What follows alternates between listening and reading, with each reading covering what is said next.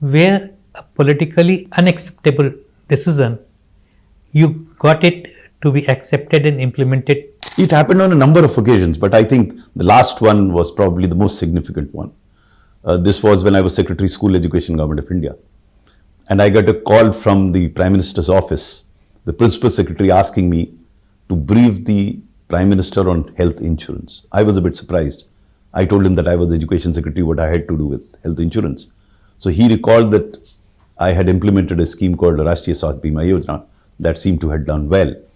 And the Prime Minister's office was trying to convince the Prime Minister into picking up that scheme, health insurance, not a scheme exactly, but health insurance for the poorest of the poor.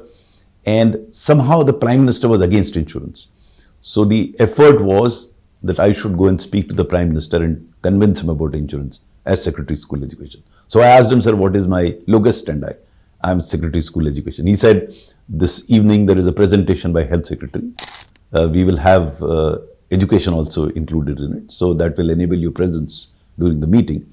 And if the Prime Minister asks you about health insurance, given your background, you explain to him. So in the evening, I went to his residence and there were a few officers. The then Finance Minister was also there, Mr. Arun Jaitley. And a presentation was made by the Health Secretary. The Prime Minister was not fully satisfied. He still felt that insurance companies should not be involved. And then he turned towards me and asked me, what is your view? Anil ji, आपने insurance का किया, आपकी क्या राय है? तो मेरी राय वही थी जो राय हेल्थ सेक्रेटरी की थी, but I presented it differently.